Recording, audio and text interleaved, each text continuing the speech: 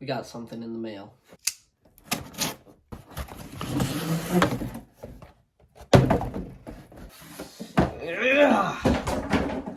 These are the Sanlida Archery Dragon arrows.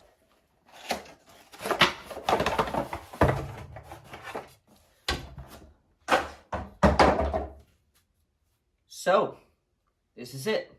Sanlida Archery, I did a video on them maybe 2 videos ago with the Dragon X7 bow.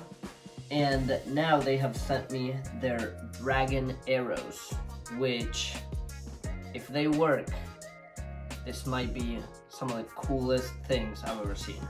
These Dragon arrows, you can just buy them on Amazon, and they are 100% carbon. They have a bunch of different spines, but the really cool thing about these is that you can either buy them in 0.006 straightness or 0.003, or what I have here is 0.001 straightness. If you know anything about arrows, the smaller that number gets, so 001 is pretty much the straightest the arrow is going to be, and then you can have 006, which is pretty wobbly if you roll it on an arrow roller.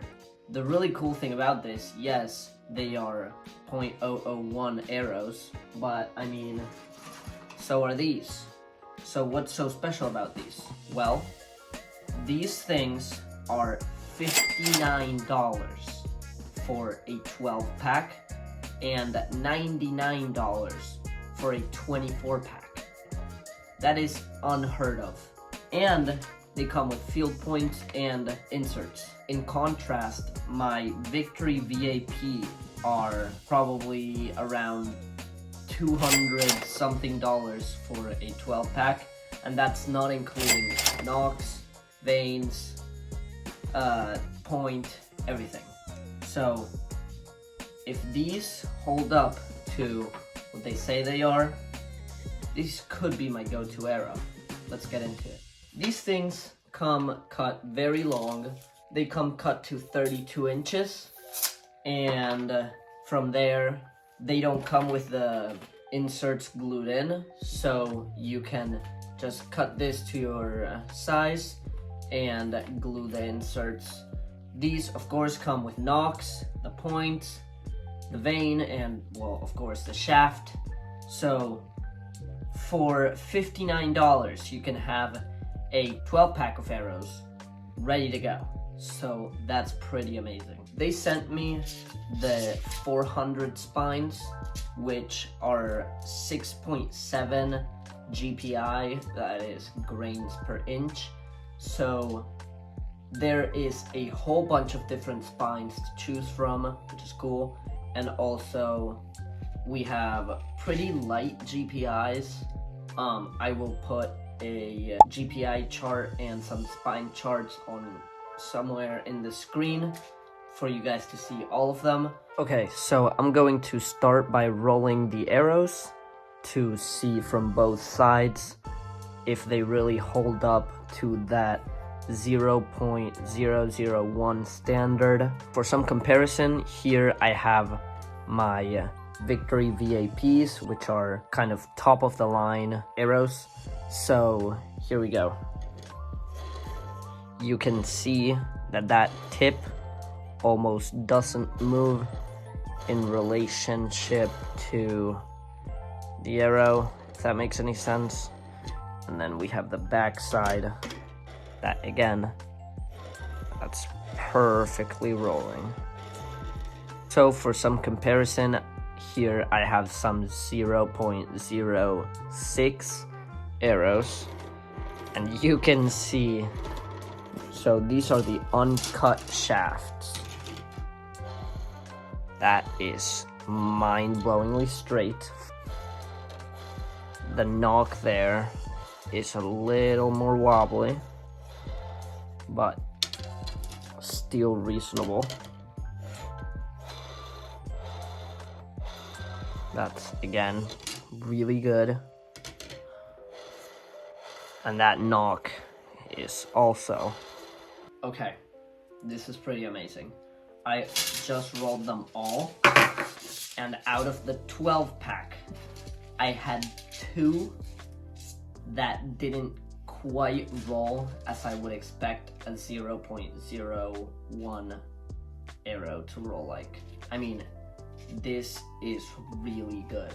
I'm going to actually cut them now, glue in the inserts. Disclaimer, when you are cutting your arrows, make sure you're not breathing in the carbon dust. I'm gonna be using a mask, but well, I have a homemade arrow saw here, so I don't have any suction for that, but yeah, don't breathe in carbon. It's no bueno. Here I have cut 6 out of my 12 arrows, and I'm only gonna make 6 right now because I think it will give me a really good sample size, and I don't know if I'm gonna wanna try something different with these in the future. So I always like to, whenever I'm getting a new pack of arrows, make 6 or 3 or something like that, and keep the other ones just in case I want to try something different. So next up, after I have cut all my arrows, I'm just going to square the ends of them, because if you don't, you run the risk of your components being crooked. So I'm going to take my arrow, give it a couple spins, and that should be nice and square. I'm gonna repeat the process for all my arrows. I have all my arrows all nice and square. I have my shafts all cleaned, and now all I have to do is glue in my inserts. So how I prefer to do this, when I don't have inserts that stick out or like half outs, I like to use some cold melt and fire. Otherwise, you can go with some Gorilla Glue.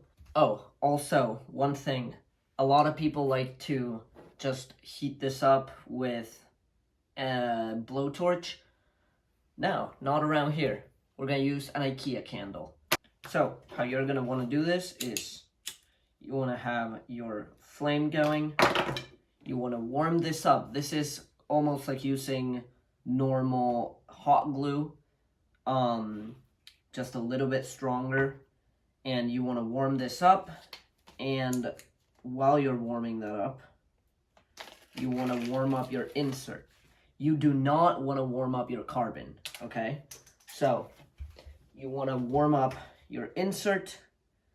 You don't want it way too hot. A rule of thumb is that if you can't hold it with your bare hands, if you have to use pliers to be holding onto your components, you're running it too hot and you might damage the carbon. So I like to do it with my hands just to be able to tell that kind of stuff, but be careful because you might just burn yourself. So after I've warmed this up enough, I want to put a generous amount of it on that insert. Make sure it won't go anywhere. I'm not warming up the carbon, I'm warming up the metal, so it will warm up my glue. And then I just scooch that down, press down nice and tight. I have all that excess over there, but when it cools down, I'll be able to just take it right off. Once it's cool, you literally can just pop it out like that.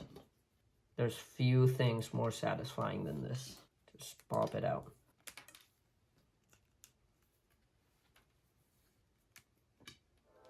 Zero that. 100 grains. Let's just try to see how consistent these weights are. 100, 100, 100. Okay, so these field points, 100, they're all really consistent, which you really don't see that much. So that's pretty amazing for such a budget pack of arrows. So far, I have all my arrows built. They roll all really good. Disclaimer, my bow isn't tuned for these arrows, so they might fly a little weird, or just not hit the middle. But we're going for groups, which shouldn't be too affected. We're going for groups, and we will see if these really cheap arrows can hold their own against my target arrows.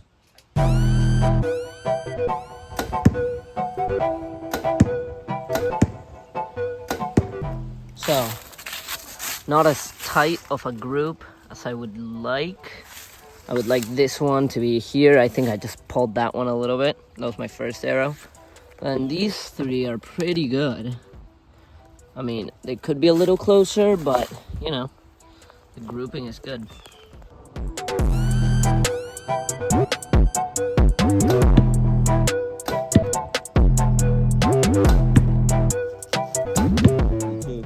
Here I have my group with my Victory VAPs. This one I definitely pulled a little bit, but these three are pretty much touching. I was like, this is simple.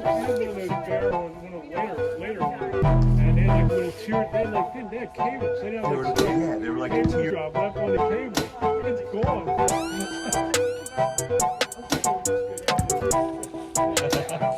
I don't want to show the. Well, don't even worry about it. I got a little.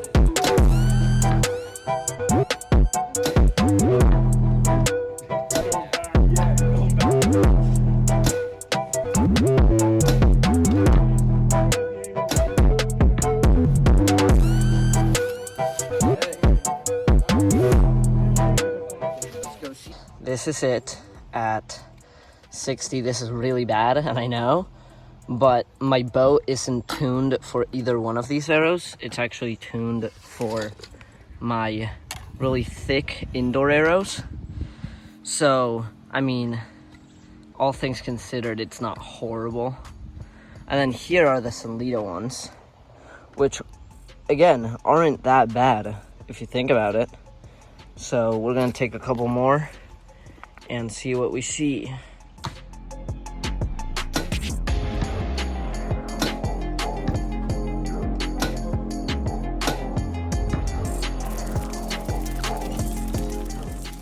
Okay, so here is my 60 group, pretty good.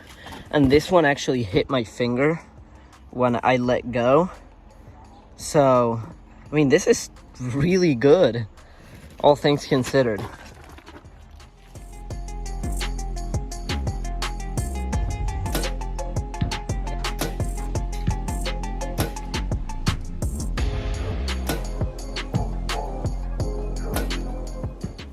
And that's my group with my outdoor arrows. And again, my bow is definitely not tuned for these, and it's probably a little worse because these are much thinner, so they're basically coming out of my bow sideways. But I mean, still, the Sanlida arrows did not do any bad. It's been a couple of weeks since I first got them, and I've gotten to shoot them quite a bit. My bow still isn't tuned for these arrows, so that might, or well, that definitely affects the flight of them. But I will say, these things are amazing. I don't think you can possibly get arrows cheaper than this at this quality. And I personally really appreciate these arrows because, of course, as a beginner, I was starting out buying equipment off of Amazon. For example, these arrows, MAKs, I don't know what even they are, and I didn't know what I was buying. Turns out they suck, and I was just buying the first thing I saw on Amazon that looked like it fit in my budget, and I didn't know what I was doing. So I really think that these are not only good for beginners, but if you want an arrow that is a budget arrow, but also just flies amazing, spins true, I don't think this is a bad option at all.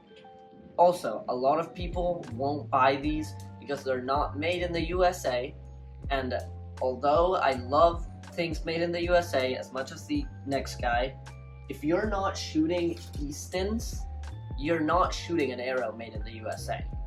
If you're shooting Eastons, great. But if you're shooting gold tips, if you're shooting victories, if you're shooting ultra, I mean, you name it, Easton is the only arrow brand made in the USA. So there's really not that much of an excuse. I mean, yes, they're made in China, but I personally, with the quality of these things, I don't think it really makes a difference. And looking even at these Easton's 6.5s, which are a pretty beginner-friendly arrow, I don't see a reason why I would go for these instead of these. I mean, I'm pretty sure the Eastons are a little more expensive actually, and